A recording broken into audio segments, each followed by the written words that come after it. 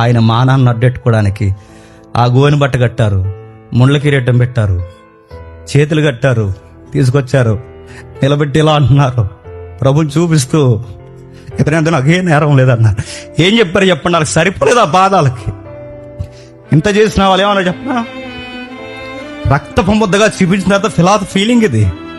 ఏమన్నాడంటే, ఇంత ఎలా చూసైనా సరే జాలి పడతారేమో అనుకున్నారంటే, ఇలా చూసి సరే ఇంక మా కోపం తీరిపోయింది, ఇక వదిలేయండి, ఇక్కడి నుంచి మాకు అవసరం లేదని అంటారు అనుకున్నాడు పిలాతు.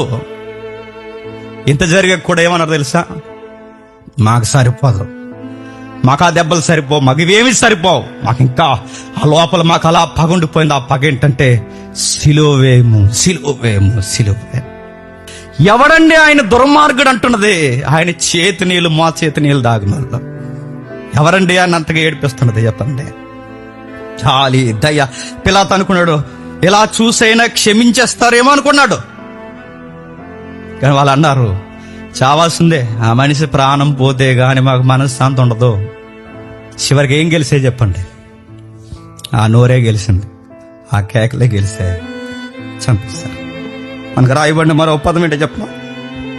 ఆ రోజు పిలాతు అడుగుతున్నాడు, నువ్వు రాజువా?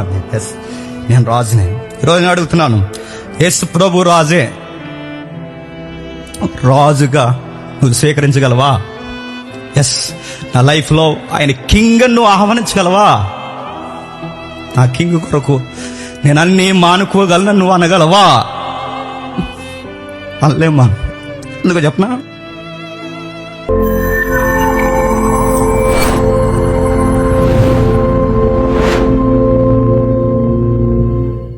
ట్యాక్స్ కట్టద్దా? ఎక్కడైనా యేసు ప్రభు ట్యాక్స్ కట్టద్దు అన్నాడు. క్రీస్తు అని చెప్పుకున్నది నిజమే, రాజునని చెప్పుకున్నది నిజమే, రాజ్యం ఉందని చెప్పుకున్నది నిజమే, అన్ని నిజమే. చిన్న ముడి అంటే చెప్పనా, ట్యాక్స్ కట్ట అన్నాడండి ఎక్కడైనా ఆయన? ఇదంతా బాగా రాజు ఇప్పుడు ఇది మైండ్లో పెట్టేసుకున్నాడు. ఎవరు? పిలాతు. పిలాతు పిలాతు మైండ్లో పెట్టుకుని వచ్చి ఇప్పుడు అడుగుతున్నాడు. ఏమని క్వశ్చన్ చేస్తున్నాడు చూడండి యేసుక్రీస్తు వారిని. ఒకసారి మళ్ళీ అక్కడికి రండి, ఒకసారి మళ్ళీ రండి ఒకసారి. అదే యోహాను సువార్త 18వ అధ్యాయం, యోహాను సువార్త 18వ అధ్యాయం 34 వచ్చినవా?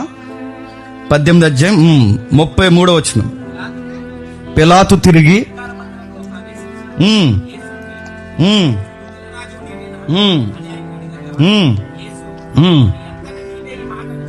నీ అంతట నీవే ఈ మాట అనుచున్నావా? ఇద్దరు నా గూర్చి నీతో చెప్పురా. ఏమని అడిగాడండి? నువ్వు రాజువా అని అడిగి. ఎందుకు అడిగి అంటాడు చెప్పండి? ఇప్పుడు మీకు అర్థమైపోతే ముఖ్యాంశాలు మళ్ళీ చెప్పమంటారా? చెప్పండి మరి. ఎందుకు పిలాతు నువ్వు రాజు అని ఎందుకు అడిగాడు? ఈయన్ని ఇక్కడ వదిలి బయటికి వచ్చాడుగా, ఈయన్ని ఇక్కడ పెట్టి బయటికి వచ్చాడుగా, ఒంటరిగా పంపించారు, ఇక్కడ ఉండు వస్తా అని చెప్పి బయటికి వెళ్ళాడుగా. బయటికి వెళ్ళి లోపలికి వచ్చేసరికి బయట ఏం చెప్పారు? కింగ్ అని చెప్పుకుంటున్నాడు సార్, ట్యాక్స్ వద్దంటున్నాడు సార్, ఆడు మాబ్ ఫామ్ చేస్తున్నాడు సార్, దుర్మార్గుడు సార్, గవర్నమెంట్ ని చక్కగా చూసే మీ ఉత్తమ గవర్నమెంట్ మాకు లేకుండా చేసేలా ఉన్నాడు సార్ అని ఇదంతా ఎక్కించేశారు. ఎవరికి? పిలాతుకి. ఇప్పుడు లోపలికి వచ్చినట్టు ఇదంతా సబ్జెక్ట్ లోపల పెట్టుకున్నాడు. సింగిల్గా వచ్చిన అడిగాడు, నువ్వు కింగ్వా అని అడిగాడు. అప్పుడు యేసుప్రభు వారు ఇంకా తెలివైనాడు. ఆయన తెలివైన దేవుడు ఆయన. అప్పుడు ఆయన అన్నాడు, నువ్వే చెబుతున్నావా? నీకు ఎవడైనా చెప్పాడా అన్నాడు. ఈడే పెద్ద జడ్జి అంటే ఆయనకి జడ్జి. ఆయన అడుగుతున్నాడు, నువ్వే చెప్తున్నావా? నీకు ఎవరైనా చెప్పారా? నేను ఒక విషయం అడుగుతున్నాను. అందుకు పిలాతు, నేను యూదున్నా ఏమి నేను కింగ్ అని ఒప్పుకోవడానికి? చెప్పారయ్యా అంటే ఆన్సర్ ఇచ్చాడు అనమాట. నేను యూదున్నా ఏమి కింగ్ అని ఒప్పుకోవడానికి చెప్పారు. అడుగుతున్నాను, ఆరోపణలు నీ మీద ఆరోపణ పడుతున్నాయి, ఆరోపణలు చెప్పు. అడ్మిట్ అవుతున్నావా? ఒప్పుకుంటున్నావా? అడ్మిట్ అవుతావా? రాజు అని అంటున్నారు, అడ్మిట్ అవుతావా అని అడిగారు. అప్పుడు అన్నాడు ఆయన, నీకు విషయం చెప్పాలని ఆయన చెప్తూ, యేసు, నా రాజ్యము ఈ లోక సంబంధమైనది కాదు. నా రాజ్యం ఈ లోక సంబంధమైనది అయితే నేను యూదులకు అప్పగింపబడకుండానట్లు నా సేవకులు పోరాటం చేదురు. ఇప్పుడు చెప్పండి, వాడు అడిగిన దానికి కరెక్ట్ ఆన్సర్ ఇచ్చాడులే. చెప్పండి, మీరు అనుకున్నట్టే మీ గవర్నమెంట్ ని నేను పడగొట్టాలన్న థాట్సే నాకు ఉండుంటే నా అరెస్ట్ జరిగే సమయానికి పబ్లిక్ లో లా అండ్ ఆర్డర్ ప్రాబ్లం రావాలి. వచ్చిందా? ఆ కొరకు ప్రాణాలు పెడతానన్నాడు. ఒక్కళ్ళేండి నా దగ్గర చూడు. పేతురు లేడు, యోహాన్ లేడు, యాకోబు లేడు, ఒక్కళ్ళేడు చూడు. నేను రాజుగానే ప్రకటించుకుని ఉంటే ఇప్పటికే నేను చాలా టీములు ఫామ్ చేద్దును. ఒకవేళ మీరు అనుకున్నట్టే గవర్నమెంట్కి వ్యతిరేకంగా నేను టీం ఫామ్ చేస్తే ఇప్పటికి నా మీద దెబ్బడక ముందే, ప్రధాన యాజకుని ఇంటి ముందుకు రాకముందే నా సైనికులు లేదా నా దాసులు ఏం చేద్దరు చెప్పను, ఫైట్ చేద్దరు. నేను మళ్ళీ చెప్తున్నాను, నేను మీరు అనుకున్న రాజ్యాలు కట్టడానికి రాలేదు. నేను మళ్ళీ చెప్తున్నాను, మీకు ఎలా అర్థమవుతున్నానో, మీకు ఎవరు ఎలా చెప్తున్నారో నాకు తెలియదు, కానీ మీకు అర్థమయ్యేలా చెప్తున్నాను, నేను ఈ లోక సంబంధమైన రాజ్యాన్ని స్థాపించడానికి రాలేదు. అయితే అప్పుడు అన్నాడు మళ్ళీ, మరి నువ్వు రాజు అంటున్నారు, 37 వచ్చినదే. అందుకు పిలాతు, మరి రాజు అంటే మళ్ళీ క్వశ్చన్, ఓకే లాజిక్ బాగా చెప్పావు, నీకు ఎవరు టీం లేదంటున్నావు, మరి నువ్వు రాజు అంటే దాన్ని క్లైమ్ చేసుకుంటున్నావుగా, రాజు అని అంటే ఎస్ ఐఎమ్ కింగ్. ఏ విషయంలో చెప్పనా, సత్యమును స్థాపించడానికి వచ్చిన రాజు నేను. సత్యము స్థాపించడానికి వచ్చిన రాజ్యము, నాకు రాజ్యం ఉందే కానీ ఈ లోక సంబంధమైన రాజ్యం కాదు. నాకు ఒక ధ్యానం ఉంది, నాకు ఒక గురు ఉంది. నేను ఎందుకు పుట్టానంటే నీ మీద జెండా ఎగరేయడానికో, వాడి మీద జెండా ఎగరేయడానికో, వీడికి వ్యతిరేకంగా నేనేదో చేద్దామనో, నేను పేరు ప్రఖ్యాతుల కొరకు నేను పుట్టలేదు. నేను ఎందుకు పుట్టానంటే సత్యము గూర్చి సాక్ష్యం ఇవ్వడానికి పుట్టాను, సత్య స్థాపనకై వచ్చాను, సత్యం కొరకు జీవించడానికి వచ్చాను, సత్యం తరపున రెఫరెన్స్ గా నేను నిలబడ్డాను. నా రాజ్యం మీరు అనుకున్నాను, నా వలన మీ గవర్నమెంట్కి ఏ ప్రాబ్లం లేదు. తెలివైనడు గనక, జడ్జి స్థాయిలో ఉన్నాడు గనక, విషయం చెప్పకుండానే వివరించకుండానే అర్థమైపోయింది గనక అతడు ఈ మాట విని, అతడు ఈ మాట చెప్పి బయట ఉన్న యూదుల యొద్దకు తిరిగి వెళ్ళి, అతని యందు ఏ దోషము నాకు కనబడలేదు. మీరు రాజు అన్నారు, ఆయనకి ఈ లోక సంబంధమైన రాజ్యాలు లేవు. దుర్మార్గుడు అంటున్నారు, నాకేమీ కనబడట్లేదు. మీకు కనబడుతున్నది నాకు కనబడట్లేదు. మీరు చూస్తున్నది నేను చూడలేకపోతున్నా. బయటకు వచ్చాడంటే అధికారి లోపల తిరుగుతున్నాడు, బయటకు తిరుగుతున్నాడు, లోపల తిరుగుతున్నాడు, బయటకు తిరుగుతున్నాడు, లోపల తిరుగుతున్నాడు. ఇక్కడ గ్యాప్ ఉంది చూసారా, 38కి 39కి గ్యాప్ ఉంది చూసారా, అది అలానే జ్ఞాపకం పెట్టుకోండి. ఆ గ్యాప్ని జ్ఞాపకం పెట్టుకోండి, పై వారాల్లో మనకు ఉపయోగపడుతుంది. ఆ గ్యాప్లోనే హేరోదు ఆ రాత్రి పగళ్ళు ఎన్నిసార్లు యేసుప్రభుని కూర్చోబెట్టి, నిలబెట్టి, లేపి అక్కడ పంపించి, ఈ మాట నేను అనలేకపోతున్నాను, కానీ తప్పదు, మీకు ఆ బాధ అర్థం అవ్వాలని అన్నాను. కుక్కకి గొలుసులేసి పిచ్చి కుక్కని ఎలాగైతే ఈది ఏదో తిప్పేస్తారో, ఆ వీధులంటూ పలుమార్లు ప్రభుని తిప్పేశారండి. అక్కడ తిప్పారు, ఎక్కడ తిప్పారు, అక్కడ తిప్పారు. ఆడెళ్ళి రకరకాల అంటున్నాడు. ఆడు నవ్వుతున్నాడు, ఆడొక ఎదవాడు, ఆడ పనికి మళ్ళీ వాడు నవ్వుతున్నాడు. ఏ రోజు గాడు సృష్టికర్త మానవ ఆకారంలో ఇళ్ళలోకి వస్తే వాడు నవ్వడం ఏంటంటే వాళ్ళకి ఏం రైట్ ఉందండి? యేసుప్రభు మాట అంటాడు, పిలాతు నీకో మాట చెప్తున్నాను, పైనుంచి అధికారం ఉంటే తప్ప నా మీద ఎక్కడ వాళ్ళు నువ్వు రాసి పెట్టుకాను, ఎవరు ఏం చేయలేడు నన్ను. నా తండ్రి కోరిన దాని ప్రకారం నేను పోతున్నాను తప్ప మీరు ఎవర్రా నన్ను ఏం చేయడానికి. ఇంకొక విచిత్రమైన సన్నివేశం చదువుతుంది 19వ అధ్యాయం. అది జ్ఞాపకం పెట్టుకోండి, మనకు వచ్చే వారం ఉపయోగపడుతుంది. అది జ్ఞాపకం పెట్టుకోండి. 19వ అధ్యాయం.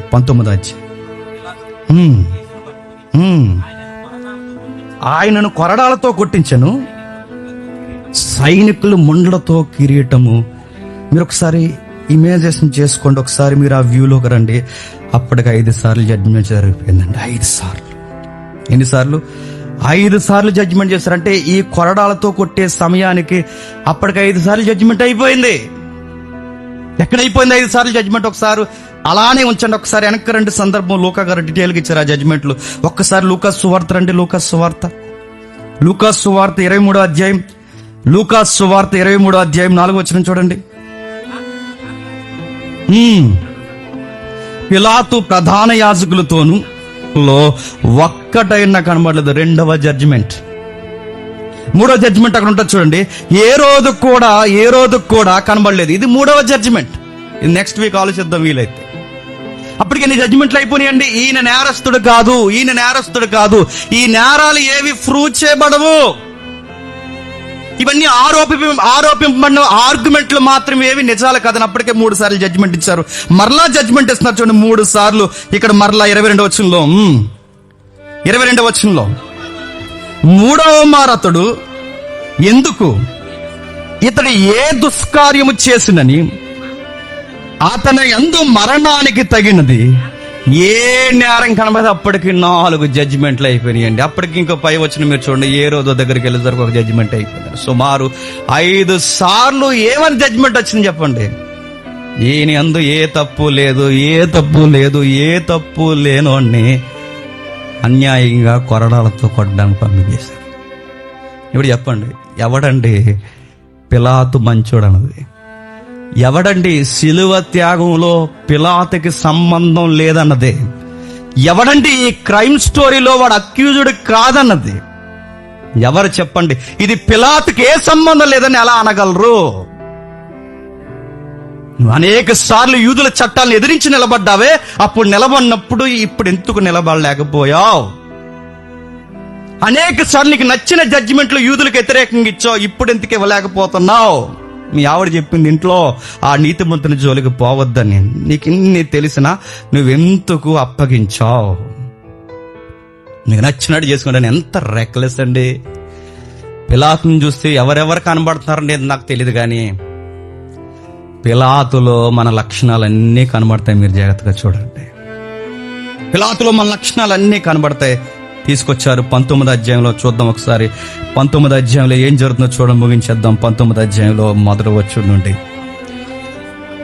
యోహాను సువార్త 19వ అధ్యాయం మొదటి వచనం నుండి. అప్పుడు పిలాతు యేసును పట్టుకుని ఆయనను కొరడాలతో కొట్టించెను. సైనికులు ముండ్లతో కిరీటము అల్లి, ఒకసారి మీరు ఊహించుకోండి, కామనగా చదివేస్తున్న పదాలేమో, వారు కొరడాలతో కొట్టారంటే చరిత్ర చెబుతుంది ఆ కొరడాలతో కొడుతున్నప్పుడు చాలా దారుణంగా ఉంటుంది. ఆ కొరడాలతో కొడుతున్న ఆ బాధని మనం భరించలేం, ఆ కొరడాలని మనం ఊహించలేం, ఆ కొరడాలని మనం కనీసం అర్థం చేసుకోవడానికి చాలా కష్టంగా ఉంటుంది. ఎందుకంటే మీకు వచ్చిన స్ట్రైక్ అవ్వాలి. యెషయా గ్రంథం తీయొద్దు. 53వ అధ్యాయం చదువుతున్నప్పుడు ఆయనకు స్వరూపమైనను సొగసైనను లేదన్న వచనం ఎందుకు రాశారు చెప్పిన ప్రవక్త?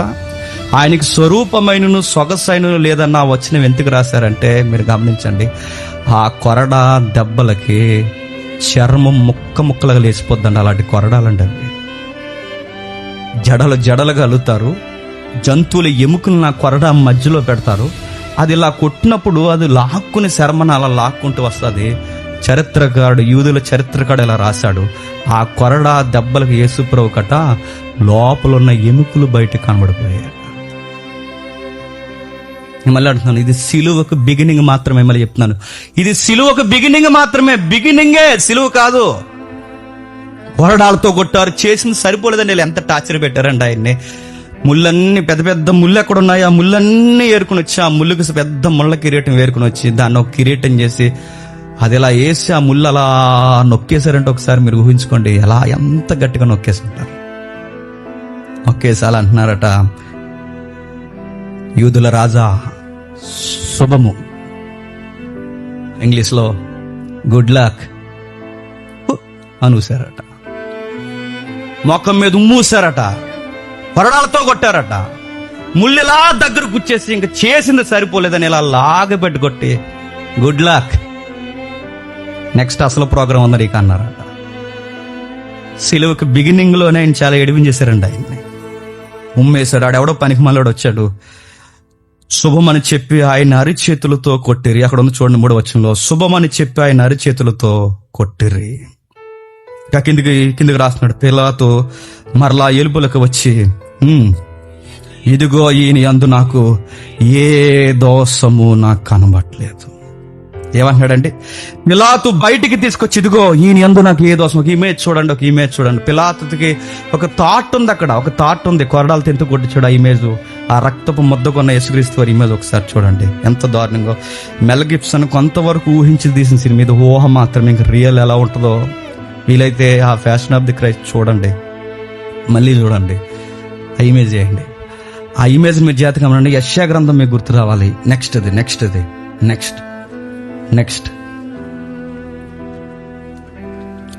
అదిగో చూడండి, రక్తపు ముద్ద అయిపోయాడండి. యెషయా గ్రంథంలో రాసింది అదేనండి. సొగసైనను స్వరూపమైన లేదు. ఆయన అపేక్షించడానికి అంత అట్రాక్షన్ పర్సన్గా లేడు. అదేదో పైన ఒక చిన్న వస్త్రం ఉంచారు ఆయన మానాన్ని అడ్డెట్టుకోవడానికి. ఆ గోని బట్ట కట్టారు, ముండ్ల కిరీటం పెట్టారు, చేతులు కట్టారు, తీసుకొచ్చారు, నిలబెట్టి ఇలా అంటున్నారు, ప్రభుని చూపిస్తూ ఇతనంటే నాకు ఏ నేరం లేదన్నారు. ఏం చెప్పారు చెప్పండి? వాళ్ళకి సరిపోలేదు ఆ పాదాలకి. ఇంత చేసిన వాళ్ళు ఏమన్నా చెప్పనా? రక్తపు ముద్దగా చూపించిన తర్వాత పిలాతు ఫీలింగ్ ఇది. ఏమన్నాడంటే, ఇంత ఎలా చూసైనా సరే జాలి పడతారేమో అనుకున్నారంటే, ఇలా చూసి సరే ఇంక మా కోపం తీరిపోయింది, ఇక వదిలేయండి, ఇక్కడి నుంచి మాకు అవసరం లేదని అంటారు అనుకున్నాడు పిలాతు. ఇంత జరిగే కూడా ఏమన్నారు తెలుసా? మాకు సరిపోదు, మాకు ఆ దెబ్బలు సరిపోవు, మాకు ఇవేమీ సరిపోవు, మాకు ఇంకా ఆ లోపల మాకు అలా పగుండిపోయింది. ఆ పగ ఏంటంటే సిలువేము, సిలువేము, సిలువే. సిలువకు బిగినింగ్ లోనే ఎంత నలిపేశారో చూడండి. సిలువేము, సిలువమే అని గట్టిగా సార్ నడుతుంది. ఈ సిలువ ఏమన్నది ఎవడండి? నేను అడుగుతున్నాను, ఎవరండి? ప్రజలను ఉంది అక్కడ. ఎవరా ప్రజలు? రొట్టెలు తిన్నోళ్ళు. ఎవరా ప్రజలు? ఎవరా ప్రజలు? స్వస్థతలు పొందినవారు. ఎవడండి ఆయన దుర్మార్గుడు అంటున్నది? ఆయన చేతి నీళ్ళు, మా చేతి నీళ్ళు దాగున్నారు. ఎవరండి ఆయన అంతగా ఏడిపిస్తున్నది చెప్పండి? చాలి దయ్య. పిలాతు అనుకున్నాడు, ఇలా చూసైనా క్షమించేస్తారేమో అనుకున్నాడు. కానీ వాళ్ళు అన్నారు, చావాల్సిందే, ఆ మనిషి ప్రాణం పోతే గాని మాకు మనశ్శాంతి ఉండదు. పిలాతు ఏమి చేయలేకప్పుడు అన్నాడు, ప్రశ్నలు అడిగాడు. లోపలికి వెళ్ళి 27వ అధ్యాయంలో మళ్ళీ అడుగుతున్నాడు, మళ్ళీ మాట్లాడుతున్నాడు. ఈ ఎన్నిసార్లు చెప్పిన ఆయన మౌనం వహిస్తున్నాడు. ఒక మాట అన్నాడు. ఏమంటున్నాడు చూడండి. ముళ్ళ కిరీటం, ఓదరంగ వస్త్రములు ధరించిన వాడే యేసు నిలుపులకు రాగా పిలాతు, ఇదిగో ఈ మనుష్యుడు అని వారితో చెప్పెను. ప్రధాన యాజకులు, బంట్రోతులు ఆయనను చూసి సిలువ వేయము, సిలువ వేయమని కేకలేసరి. ఆ మత్తయి సువార్తలు ఉంది, సిలువ వేయము, సిలువ వేయమని అరిసింది. ప్రజలు అరిశారు. ఆశ్చర్యకరమైన సంగతి చెప్పనా? బైబిల్లో రాయబడిన మాట, వారి కేకలే చెప్పండి గెలిచేయండి. ఒరేయ్, 5 సార్లు నిర్దోష అని జడ్జిమెంట్ వచ్చింది. 5 సార్లు నిర్దోష అని జడ్జిమెంట్ వచ్చినా చివరికి ఏం గెలిసే చెప్పండి? ఆ నోరే గెలిచింది, ఆ కేకలే గెలిసే చంపేస్తారు. మనకు రాయబడిన మరో పదం ఏంటో చెప్పిన, ఆ రోజు పిలాతు అడుగుతున్నాడు, నువ్వు రాజువా? ఎస్, నేను రాజునే. ఈరోజు నేను అడుగుతున్నాను, యేసు ప్రభు రాజే, రాజుగా నువ్వు స్వీకరించగలవా? ఎస్, నా లైఫ్ లో ఆయన కింగ్ నువ్వు ఆహ్వానించగలవా? నా కింగ్ కొరకు నేను అన్ని మానుకోగలను నువ్వు అనగలవా? అనలేమా? ఎందుకు చెప్పనా? మన దృష్టిలో, మన హృదయంలో యేసుప్రభు రాజు కదా. ఎవరు రాజు చెప్పండి? మనకు మనమే రాజులు, మనకు మనమే ప్రధానమంత్రులు, మనకు మనమే. ఎందుకంటే ఆయన రాజుగా ఒప్పుకుంటే నువ్వు ప్రతి దినం నువ్వు సిలువేసుకోవాలి.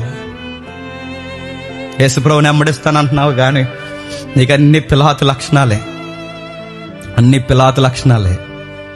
పిలాతు అన్నాడు, నువ్వు రాజువా అని అడిగాడు. ఎస్, నేను రాజుని. మరో ప్రశ్న అడిగాడు, నిన్ను మాట్లాడగాలి, నాకు ఇడిపించే అవకాశం ఉంది, నువ్వు ఒప్పుకుంటే నేను ఇడిపిస్తాను. నిన్న ప్రశ్న అడుగుతున్నాను, నేను ఇడిపిస్తాను, నాతో మాట్లాడవా అన్నాడు. మాట్లాడిన కానీ ఒక మాట చెప్తాను, నా తండ్రికి పర్మిషన్ ఇస్తే తప్ప ఎవడో నన్ను ఏం చేయలేవు, నువ్వు కూడా ఏం చేయలేవు. నీకు ఇదే నేను చెప్తాను, ఎందుకంటే నేను ఎక్కువ మాట్లాడను. మీరు చేయాలనుకున్నది త్వరగా చేసేయండి, చేయాలనుకుంటే త్వరగా చేసేయండి. పిలాతుని అడిగింది నేను ముగించేస్తున్నాను త్వరగా. పిలాతు ఎన్ని ప్రశ్నలు అడిగాడు తెలుసా? సత్యం అంటే ఏంటని అడిగాడు. పిలాతు ఏమడిగాడు తెలుసా? నువ్వు రాజువా అని అడిగాడు. పిలాతు ఏమన్నాడు తెలుసా? నాకు పవర్ ఉంది తెలుసా అని అడిగాడు. 3 ప్రశ్నలు అడిగాడు. ఆ 3 ప్రశ్నల్లో నువ్వు నేను కనబడతాం. మీరు చూడండి, నువ్వు రాజువా అని అడిగాడు. అతగాడికి రాజు అని తెలియదు, నీకు యేసుప్రభు రాజు అని తెలుసు. అయినా నువ్వు ఆయన ఎక్కడ నిలబెడతావు చెప్పు? నీ గుమ్మం బయట, నీ హృదయం వెలుపులే నిలబెడతావు. అడిగాడు ఏమని తెలుసా? సత్యం అంటే అని అడిగాడు. 38వ వచనంలో సత్యం అంటే అని అడిగాడు. మీరు గమనించండి, సత్యం అంటే అని అడిగాడు. సత్యం తెలుసుకునే ప్రయత్నం చేశాడా? ఈరోజు నేను అడుగుతున్నాను, సత్యం వినబడుతున్నాను అడుగుతున్నాను, సత్యం వినాలన్న మనసు, నేర్చుకోవాలన్న మనసు నీకుందా? నువ్వు పిలాతు గడవు కాదా చెప్పు? వాడు సత్యం అంటే జస్ట్ క్వశ్చన్ రేజ్ చేసి వెళ్ళిపోయాడు. ఈరోజు నీకు సత్యం వినబడుతున్నప్పుడు ఆ సత్యం వెల కోరుతుంది, నువ్వు ఇవ్వగలవా? ఆ సత్యం నీ సమయాన్ని వెలకొడుతుంది, నీ జ్ఞానాన్ని వెలకొడుతుంది, నువ్వు చెప్పుకునే ప్రతి విషయాన్ని వెలకొడుతుంది, వెనకాల రమ్మంటుంది, త్యాగం చేయమంటుంది. ఆ సత్యం ఇలా అంటుంది. ఏమని తెలుసా? సత్యము అంటే అడిగిన వాడికి ప్రతి ఒక్కటి చెప్తుంది. సత్యం ఏమని చెప్పిందంటే నువ్వు పాపివి అని చెప్తుంది. ఆ సత్యం చెబుతున్నది ఒప్పుకుంటావా? నీ స్వనీతి వలన నీకు నీతి లేదని సత్యం చెప్తుంది, ఒప్పుకుంటావా? నువ్వు నిలబడగలవా? ఆశీర్వాదకరంగా ఉండగలవా? నీ నీతిని, నీ కొరకు, దేవుడి కొరకు, ఇదిగో నువ్వు ఇలా ఉండాలి, నీ పరుగు, నీ ఆకలి, నీ కోరిక, నీ దాహం, చివరికి నువ్వు మరణించే మరణం కూడా ఇదిగో దేవుడి కొరకని సత్యం కోరుతుంది. ఆ సత్యం నువ్వు వినగలవా? పిలాతుగాడు సత్యం అంటే ఏంటని ఎలాగైతే అడిగేసి పక్కకు పోయాడని అడుగుతున్నాను. ఈరోజు సత్యం కొరకు నువ్వు సమయాన్ని కేటాయించగలవా? సత్యం కొరకు నీ ధనాన్ని కేటాయించగలవా? సత్యం కొరకు నీ నాలెడ్జ్ను పెట్టుబడిగా పెట్టగలవా? సత్యం కొరకు నీ ప్రాణాన్ని తృణప్రాయంగించగలవా? సత్యం కొరకు నీ కుటుంబాన్ని, బంధాన్ని పక్కన పెట్టి రాగలవా? సత్యం కొరకు నువ్వు దేవుని కొరకు చనిపోగలవా? ఏంటి సత్యం అంటే? సత్యం అంటే ఇది. దీనిని స్వీకరించాలంటే మరి చెప్తున్నాను, దమ్ముండాలి. సత్యాన్ని స్వీకరించాలి. ఆ దమ్ము పిలాతుగాడికి లేదు. ఆ దమ్ము పిలాతుగాడికే కాదు, ఈరోజు చాలా మందికి లేదు. సత్యం స్వీకరించాలని దమ్ముండాలి. ఏం దమ్ముండాలి? నీ టైం ఇచ్చే సత్యానికి ఇవ్వగలవా? నీ నాలెడ్జ్ ఇచ్చే ఇవ్వగలవా? నీ లైఫ్ ఇచ్చే సత్యానికి ఇవ్వగలవా? నువ్వు ఇవ్వలేవు. పిలాతుగాడు అడిగేసి ఎలాగైతే పక్క పోయాడో నువ్వు కూడా సత్యాన్ని ఎలా నేర్చుకున్నావు తెలుసా? 2 రెళ్ళు 4 అని నేర్చుకున్నావు. ఎవరికి కావాలి 2 రెళ్ళు 4 అని నేర్చుకుంటే? వెల కావాలి, వెల. సత్యం వెల కోరుతుంది. రా, నీ సంపాదన అంతా ఇచ్చి నా కొరకు రా, నా కొరకు మరణించడానికి రా. సామెత గ్రంథం ఉంది. సత్యం ఏం కోరుతుందంటే నీ టైం, నాలెడ్జ్ అన్నిటినీ కోరుతుంది. అది పిలాతు అది ఇవ్వలేడు, పిలాతు అది చేయలేడు, పిలాతు వల్ల కాదు, పిలాతుకి అది జరగదు. పిలాతు అన్నిటిని సాక్రిఫైస్ చేసి దేవుడి దగ్గరికి రాలేడు. పైపెచ్చికి 10వ వచనంలో ఏమంటున్నాడు చూడండి. పిలాతు అంటున్నాడు, నువ్వు నాతో మాట్లాడవా? జాగ్రత్త గమనించండి. 3 సార్లు నా నా నా అంటాడు చూడండి. నాతో మాట్లాడవా? 3 సార్లు అంటాడు చూడండి. పిలాతు, నాతో మాట్లాడవా? నిన్ను విడుదల చేయటకు నాకు అధికారం కలదు, నిన్ను సిలువ వేయటకు నాకు అధికారం కలదు. నా నా నా సత్యం ఏంటో చెప్పిన నాయే చావాలంటారు. నేనన్నదే చావాలి. పిలాతు ఎందుకు యేసుక్రీస్తు అని అర్థం చేసుకోలేకపోతే తెలుసా? నా. ఈరోజు మనలో, నీలో, అందరిలో ఉన్న ఫీలింగ్ ఏంటి చెప్పనా? నేను, నా. అది చచ్చితే గాని ఈ రోజు నీ కళ్ళ ముందుకు వచ్చినా నీకు అర్థం కాదు. ఈ సత్యం నీ బుర్రకెక్కదు. పిలాతు జడ్జాగా ఒక మాట అడిగాడు, ఈయనేం చేద్దాం అని అడిగాడు 23వ అధ్యాయంలో. ఈయన అందు ఏ దోషం లేదు, ఈయనేం చేయమంటారని అడిగారు. ఈ క్వశ్చన్ మన అందరిది. ప్రతి మానవ జీవితంలో అతి పెద్ద ప్రశ్న ఏంటో తెలుసా? యేసు ప్రభు కొరకు ఎంత వివరంగా చెప్పేశారు. ఇప్పుడు నేను నా లైఫ్లో ఏం చేయాలి? ఒకటి స్వీకరించాలి, లేదా చెప్పండి వద్దని తృణీకరించి సిలువ పొమ్మనాలి. ఈ ప్రశ్న నిన్ను కూడా అడుగుతున్నాను. ఏం చేస్తావు నీ లైఫ్లో యేసుక్రీస్తు వారిని స్వీకరించి నిన్ను నువ్వు ఆయన కొరకు చంపుకుంటావా? స్వీకరించి నిన్ను నీ కొరకు కాకుండా నా అన్నదని చంపి యేసు ప్రభు కొరకు నిన్ను అప్పగెట్టుకుంటావా? లేదా ఈయనతో ఉంటే అన్ని తగ్గించుకుని ఉండాల్సి వస్తుందని చెప్పి ఆయనే పిలాతులాగా వదిలేసి వెళ్ళిపోతావు? జడ్జిమెంట్ నీ ముందుంది. ఇది పార్ట్ 1. పిలాతు గూర్చి పార్ట్ 1. పార్ట్ 2 చూద్దాం, వచ్చేవారు చూద్దాం. ఏ రోజు ఉన్నాడు, ఆ మోతుబర్లు పెద్ద మనుషులు ఉన్నారు. ఈ సిలువ చుట్టూ ఇన్ని రాజకీయాలు చేసి చేసి చేసి చేసి సృష్టికర్తను సృష్టిలో చెప్పండి సిలువేసి చంపేసి అమ్మయ్యా అనుకున్నాను. చంపే వరకు కొనకలేదండి. అదంతా మన మీదకి వస్తుందంటే ఖచ్చితంగా వస్తుంది. ఇవన్నీ మన మీదకి వస్తుంటే ఒప్పుకోకపోతే ఖచ్చితంగా వస్తుంది. నిన్ను నిన్ను నిన్ను నీ పిల్లల వరకు కూడా ఈ త్యాగం నేను ప్రశ్నిస్తాను. ఈ త్యాగం నీకు అలాగే అర్థమైతే, ప్రభువా పిలాతుని చూస్తున్నప్పుడు నాకు అధికారం కనబడట్లేదు. పిలాతు అడిగిన 3 ప్రశ్నలు నాకు కనబడుతున్నాయి. ఒకటి, నువ్వు రాజువా అని వాడు అడిగాడు. నువ్వు రాజువా అని అడిగి తెలుసుకున్నాను, కానీ రాజుగా నా లైఫ్లోకి నిన్ను స్వీకరించలేదు. సత్యం అంటే ఏంటని అడిగాడు. సత్యం వినబడుతున్నా చెవిచ్చే సమయం నాకు లేదు ప్రభువా అని ఒప్పుకోండి. సత్యం వినబడుతున్నా సత్యం నేర్చుకోవడానికి నేను ఏమీ కేటాయించిన ప్రభు అని పిలాతు లాంటి యాటిట్యూడ్ నాకున్న ప్రభు అని ఒప్పుకో. నా అని సింహాసనం కూర్చుని మోతుబరు కబుర్లు ఎలాగైతే చెప్పాడో ప్రతి దాంట్లో నానే చచ్చిపోతున్నాను ప్రభు అని పిలాతు నాలో బతుకున్నాడని ఒప్పుకో. మోకాలు వేయగలిగిన వారు మోకాలు వేయండి, మోకాలు వేయలేని వారు లేచి నిలబడండి.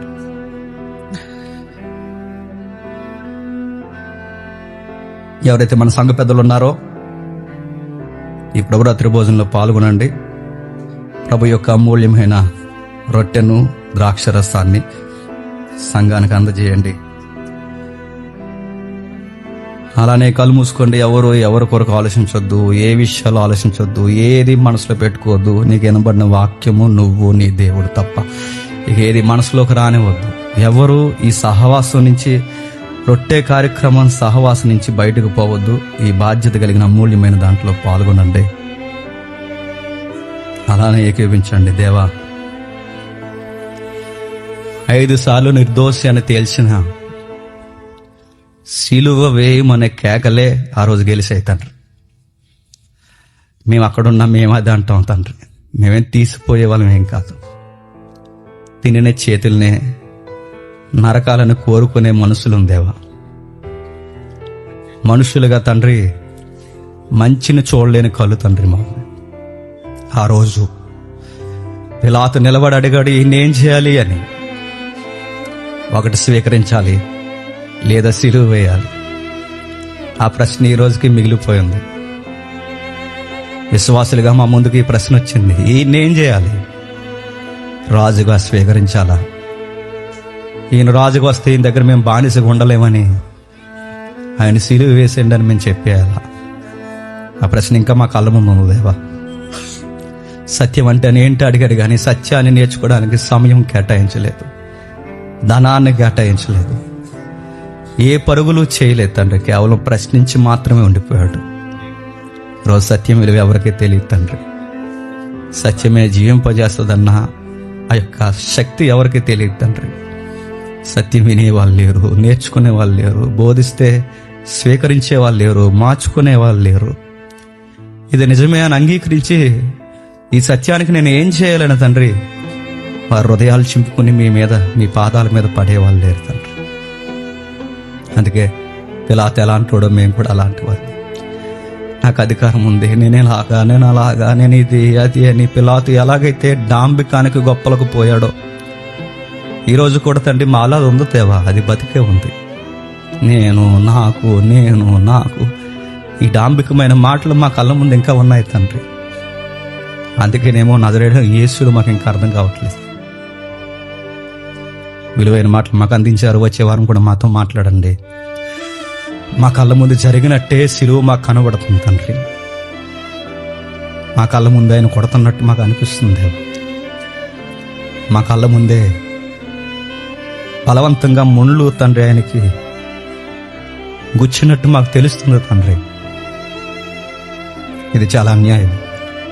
ఆయన యందు ఏ నేరం లేదని తెలిసినా తండ్రి గోనెపట్ట కప్పి చూడలేనంత రక్తపు ముద్దగా ఆయన మార్చేశారు తండ్రి. చరిత్రలో జరిగిన అన్యాయపు తీర్పు తండ్రి. ఇది అందరికీ తెలిసే జరిగింది, ఎవరికి తెలియదు అనడానికి లేదు. ఆయన మంచోడని తెలుసు. ఆయనను తండ్రి సిలువేసే వరకు వాళ్ళ మనస్సులో మనశ్శాంతిగా లేదు. మాతో ఉండండి, మాతో మాట్లాడండి, మాతో తండ్రి సిలువ త్యాగం మాకు ఎప్పుడు జ్ఞాపకం చేయండి. ఆమేన్.